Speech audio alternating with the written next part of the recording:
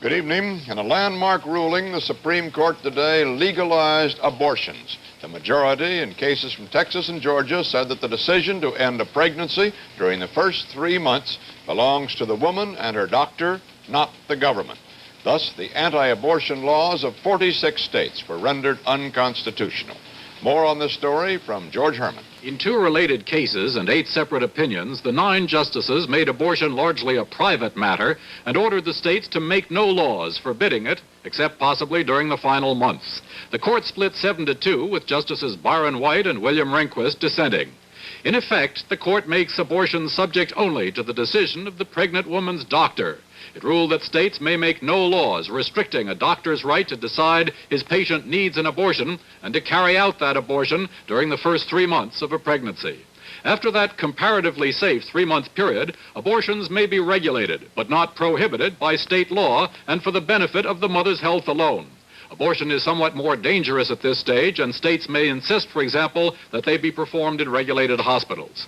Only in the final stages of pregnancy may states intervene and say no to abortion. The court's decision, written by Justice Blackmun, thus sets limits on the right to abortion on demand. One limit is the time when doctors believe the fetus may be able to survive outside the mother's womb.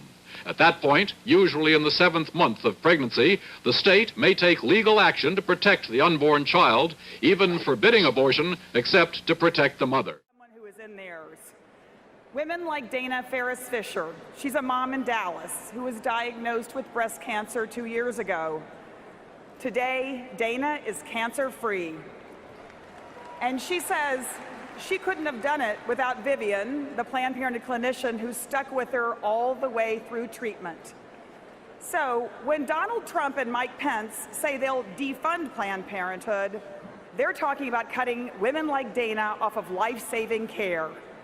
So make no mistake about it, women's health and rights are on the line and on the ballot this election. So you may have heard that just last month, the Supreme Court ruled that the Texas laws that forced abortion providers to close their doors are dangerous and they are unconstitutional.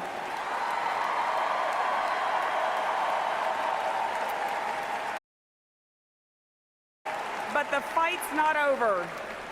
Donald Trump has pledged to appoint justices who will overturn Roe v. Wade and undo decades of progress. His policies aren't just frightening, they're rooted in a deeply disturbing worldview. Donald Trump has called women fat pigs and dogs. He wants to punish women for having abortions, and he says pregnancy is, quote, an inconvenience for a woman's employer. You may write me down in history with your bitter, twisted lies.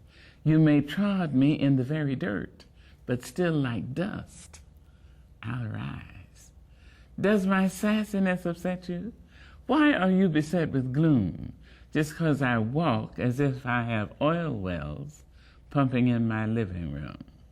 Just like suns and like moons, with the certainty of tides, just like hope springing high, still I rise.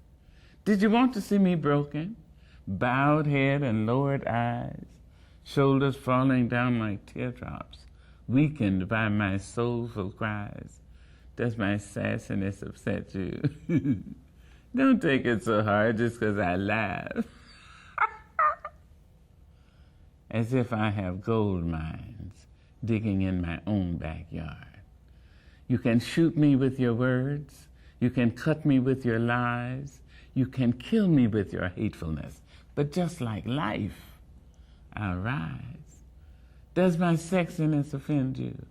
Oh, does it come as a surprise that I dance? As if I have diamonds at the meeting of my thighs.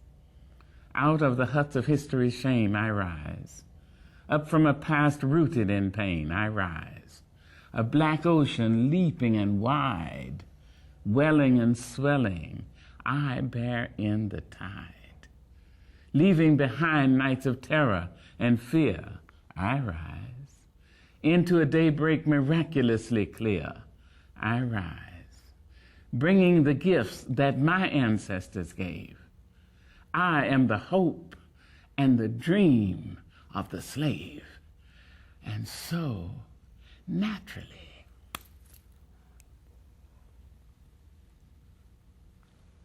there I go right.